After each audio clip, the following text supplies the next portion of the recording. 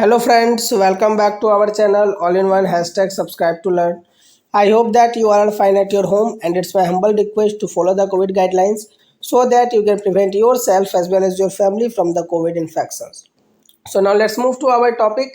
As you know that we are going to start a new chapter, that is chapter number 14, that is statistics. And as I told you in the previous video, we are going to chapter number 14 instead of chapter number 13. The reason is behind that in the coming board examination, according to term 2 syllabus, you have to read chapter number 14, that is statistics, but it is not important to read chapter number 13.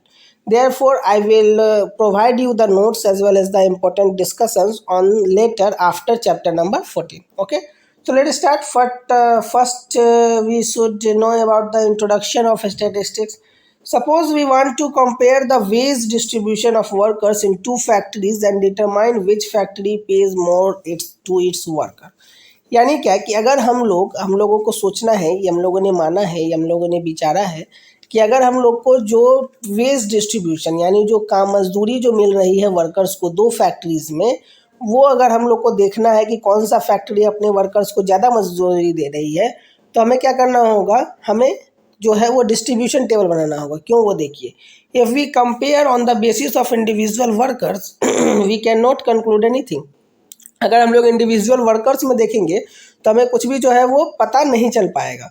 However, if for the given data we get a representative value that signifies the characteristics of the data, the comparison becomes easy. यानी अगर इसके लिए हमने एक significance value, एक signifies अगर characteristics लिया है डाटा के लिए, तो वो हमारे लिए फिर काफ़ी आसान हो जाएगा उसको समझने के लिए. A certain value representative of whole data and signifying the characteristics is called an average of the data. यानी किसी भी डाटा के एवरेज किसको कहते हैं कि अगर हम लोग कोई ऐसा हम लोग को सर्टेन वैल्यू मिल जाए जो कि रिप्रेजेंट करे पूरे डाटा को और उसके कैरेक्टरिस्टिक्स को जो है वो सिग्निफाई करे, तो हम उसको क्या कहेंगे, an average of the data. अब an average tends to lie centrally with the values of the variable arranged in ascending order of magnitude. So we call on average a measure of central tendency of the data. हम लोग क्या कहते हैं, उसको कहते हैं ये central tendency of the data. क्यों कहते हैं सेंट्रल टेंडेंसी ऑफ डाटा? क्योंकि एवरेज जो है वो हमेशा सेंटर में रहता है, सेंट्रल वैल्यूज़ को शो करता है, इस कारण से हम लोग उसको सेंट्रल टेंडेंसी कहते हैं. अब इसमें भी देखिए क्या कह रहे हैं हम लोगों ने, 3 measures of central tendency are useful for analysing the data, namely mean, median and mode. यानी 3 ऐसे सेंट्रल टेंडेंसी है जो कि यूजफुल है डाटा को एनालिसिस करने के लिए. वो तीनों क्या है, मीन, मीडियन और मोड. तो हम लोग अभी क्या पढ़ रहे हैं, mean of grouped data. Grouped data के लिए मीन निकालने का formula. We already know that mean is equal to sum of observations upon number of observations.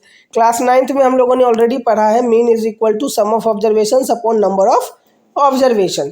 अगर आपको और भी डिटेल्ड वे में पढ़ना है तो क्लास 9th का वीडियो ऑलरेडी मैंने अपलोड किया हुआ है स्टैटिस्टिक्स का. उन लोगों का चैप्टर ऑलरेडी कंप्लीट होने वाला है. उन लोगों में मैं प्रोबेबिलिटी भी पढ़ा रहा हूँ. तो बहुत सारे बच्चे ऐसे होते हैं जो अपने टाइम में यानी क्लास 9th में अच्छे से प्रोबेबिलिटी और ये क्या कहते हैं स्टैटिस्टिक्स नहीं पढ़ पाते, तो उनके लिए वहाँ पे प्रोबेबिलिटी और स्टैटिस्टिक्स दोनों चल रहा है. 6-7 मिनट के वीडियो होते हैं, 8 मिनट के होते हैं, 10 मिनट के होते हैं, उससे ज़्यादा के नहीं होते. शायद ही कोई वीडियो 14-15 मिनट का होता है. तो आप वहाँ जा कर के अपने 8-10 मिनट अपने टाइम में से निकालिए और वहाँ से आप उस बेसिक को समझ लीजिए. अब फिर अपने टॉपिक पे आते हैं. Thus if x1, x2 and so on xn are n observations of respectively frequencies f1, f2 and so on to fn, then mean is given by x dash, यानी इसी को मीन कहते हैं, f1 x1 plus f2 x2 plus fn x3, मतलब fn xn, मतलब कि f1 x1 से लेकर के ये कंटिन्यू fn xn तक जाएगा और नीचे में f1 plus f2 plus f3 plus so on fn तक जाएगा. इसको हम लोग आपस में डिवाइड करेंगे तो हमें मीन मिलेगा.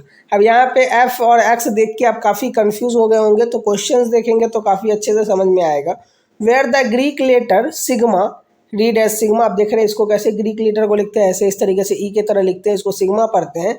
Stand for summation of all terms. इसको क्या कहा जाता है, सारे टर्म्स का समेशन करना यानी ऐड करना, इसको हम लोग कहते हैं सिग्मा. ठीक है, तो ये प्रोसेस काफ़ी अच्छे से समझ में आएगा जब हम लोग डायरेक्ट मेथड पढ़ेंगे तब. अभी हम लोग कुछ बेसिक क्वेश्चंस देखते हैं जो कि इस पे आधारित है, यानी मीन पे आधारित है, उसको देखते हैं।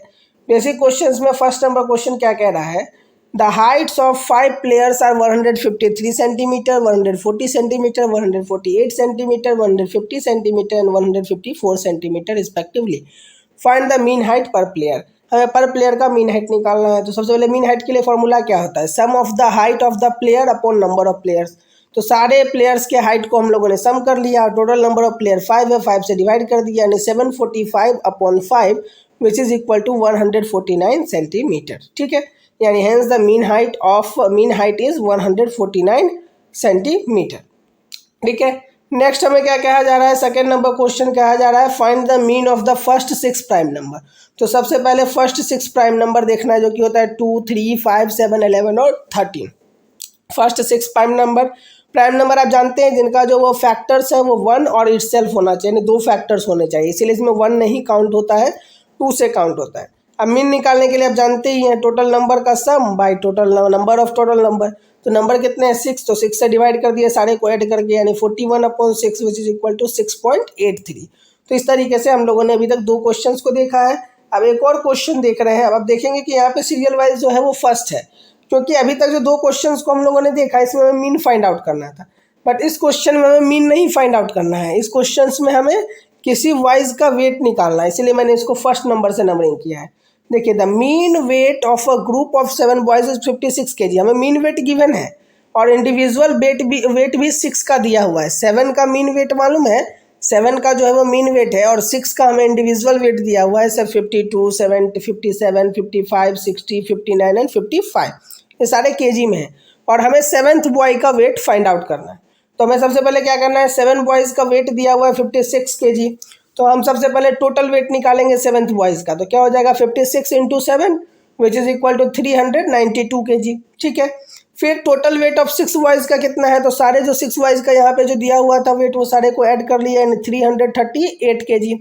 अब 7th बॉय का वेट एकदम सिंपल है, 7 बॉय का जो वेट यानी टोटल 7 बॉय का जो वेट है उसमें से 6 बॉय का वेट को माइनस कर दीजिए टोटल 6 में से, टोटल 7 में से टोटल 6 को, तो यानी 392 में से 338 को, यानी 54 kg। तो जो 7th बॉय का वेट है वो हो गया 54 kg।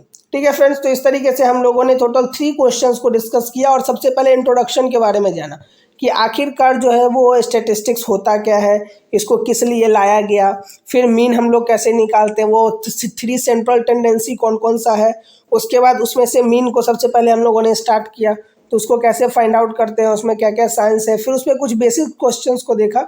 नेक्स्ट वीडियो में हम लोग देखेंगे, उसमें जब आएंगे तो हम लोग डायरेक्ट मेथड को देखेंगे तो फिर और ज़्यादा पॉइंट्स क्लियर होंगे।